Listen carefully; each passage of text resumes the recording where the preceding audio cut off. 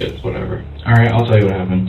Alright, so I got home, I got in an argument with my mom, she slapped me across the face, she began to hit me, she started beating me, I didn't like it, so I strangled her to death. In the quiet suburbs of DeBary, Florida, on the afternoon of November 2nd, 2018, a 15-year-old named Gregory Ramos was preparing for the most important role of his life. He hadn't just murdered his mother, Gail Cleavenger. He had decided to curate the reality that followed. To the neighbors, he was a grieving honor student. To the 911 dispatcher, he was a child witnessing a nightmare. But to the detectives who stepped onto the property in the early hours of the following morning, Gregory was something else entirely. He was a choreographer. The crime scene was a masterpiece of teenage logic. Drawers were dumped. A television was missing. It was a textbook burglary, except for the fact that it felt entirely too deliberate. This is the hallmark of the sociopathic ego, the belief that you can control how the world perceives your violence. This is a minute-by-minute deconstruction of a killer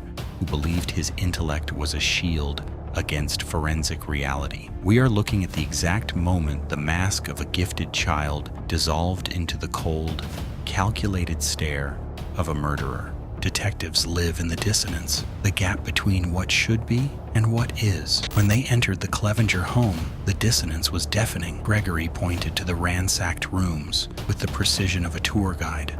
But there is a specific geometry to a real home invasion. It is fast, messy, and driven by a desperate need for quick cash. In this house, the thieves had been strangely selective. They took a mid-range television but left Gregory's high-end, expensive gaming PC untouched in his room. They emptied drawers onto the floor but neglected jewelry boxes sitting in plain sight. It was a teenager's idea of a robbery, a scene composed by someone who had seen crime movies but had never seen a crime. This is a phenomenon known as overstaging. A real criminal wants to be in and out in seconds. Gregory, however, he spent hours meticulously placing items to tell a story. He wanted the police to see a specific narrative, but in doing so, he left behind a trail of artificiality. He moved through the house with a checklist mentality, forgetting the true chaos cannot be rehearsed. Gregory believed his high IQ made him invisible to suspicion, but he forgot that the human body is a forensic record. As he stood on the front lawn, hyperventilating for the cameras, detectives were looking at his face. He had fresh, deep scratches across his cheeks. He claimed a burglar had attacked him, but the marks were linear and frantic. This is where Gregory's intellectual arrogance became his downfall. He accounted for the big things, the stolen TV, the 911 call, but he failed to account for the microscopic. He didn't realize that the very earth he used to hide his mother would become the signature that signed his confession. He treated the burial as a chore to be completed, not realizing that every shovel full of dirt was a ticking time bomb for his alibi. Then there was the dirt. Gregory was wearing clean-looking sneakers, but a closer inspection revealed fresh, damp soil packed into the treads. It wasn't the sandy residential soil found in his own backyard. It was fill dirt, the kind of heavy clay-rich earth found at construction sites or near old burial groves. Within hours of the 911 call, the search for a missing mother shifted. Inside the interrogation room, the power dynamic is everything. Gregory sits with his back straight. He uses clinical, intellectualized language to describe his home life. He refers to the murder not as a tragedy, but as a dispute over a D grade in school. This is a classic narcissistic trait, the belief that if you explain your logic well enough, the world will agree with your violence. Watch his posture. He doesn't fidget. He doesn't cry. He is waiting for the detectives to tell him how clever he was. When they finally reveal the truth, that they have the body, the van, and the friends, Gregory doesn't break. He doesn't ask for his mother. He asks if he can see the crime scene photos. He wants to see his work through their eyes. He told the detectives he was a soulless individual. It wasn't an admission of guilt. It was a badge of honor. To Gregory, being soulless meant he was evolved. He believed his lack of empathy was a superpower that would allow him to commit the perfect crime. Whereas he didn't realize that his lack of soul was exactly what made him so easy to catch. This soulless declaration is a defense mechanism. By labeling himself as something other than human, he tries to escape the human consequences of his actions. If he is a machine, then he cannot be judged by the laws of men.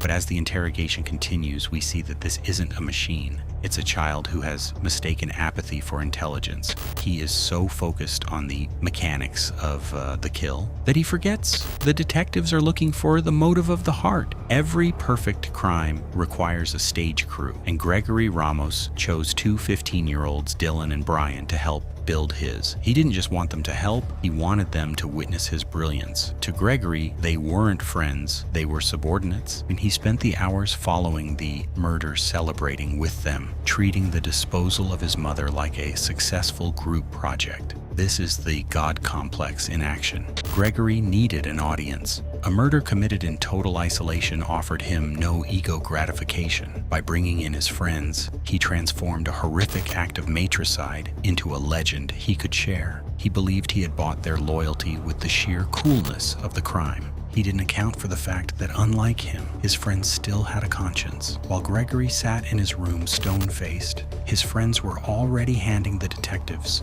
the roadmap to his undoing. They described the celebration at a local church grove. They described Gregory's mood, not one of panic, but of triumph.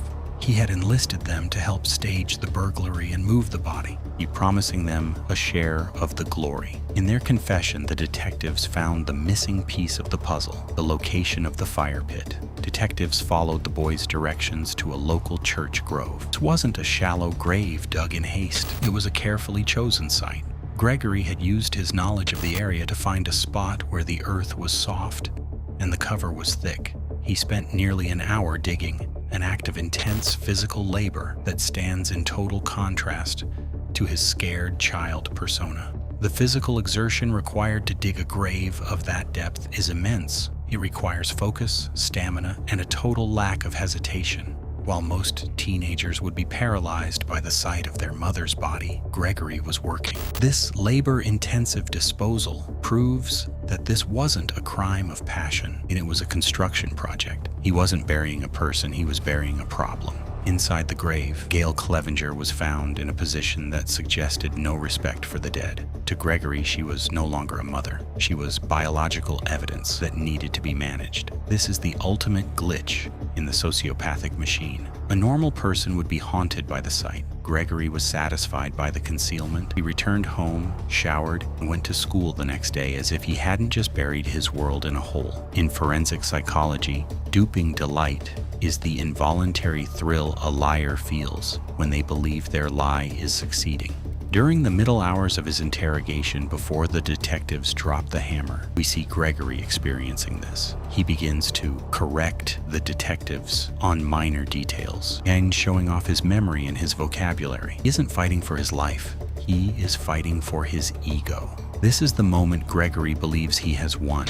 He thinks he has built a narrative of uncontrollable rage that will result in a slap on the wrist. But the detectives are simply letting him talk himself into a corner. Every technical detail he provides, how he checked for a pulse, how he timed the struggle, is another nail in the coffin of his temporary insanity defense. Watch the way he corrects the detective on the timing of the strangulation. He wants to ensure the detective understands the difficulty of the task. He is so desperate for recognition of his work that he provides the very evidence needed to prove premeditation. He is literally talking himself into a life sentence because his need to be seen as superior outweighs his instinct for survival. The legal system often struggles with teenage killers, searching for a spark of humanity to salvage. But Gregory Ramos offered them nothing but a mirror of his own emptiness. Even his infamous mugshot, where he is seen grinning for the camera, was one final act of performance, a signal that he was still the director of his own tragedy, even as the curtain fell.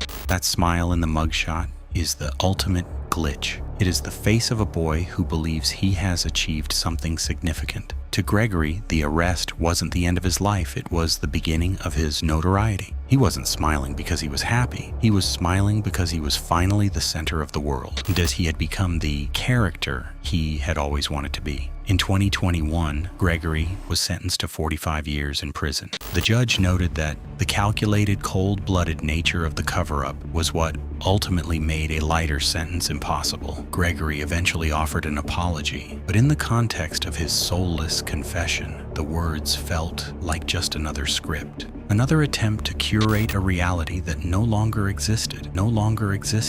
The case of Gregory Ramos is a chilling testament to the fact that evil doesn't always wear a mask of chaos. Sometimes it wears the face of a straight-A student. Sometimes it sits at your dinner table, quietly calculating the geometry of your end. Gregory didn't just take a life, he attempted to rewrite reality. He believed that with enough intelligence and enough theater, he could make the truth disappear into a fire pit at a local church. But he forgot one fundamental rule of the universe. Every action leaves a signature. The dirt under his nails, the scratches on his skin, and the digital footprints of his friends were the ink that wrote his conviction.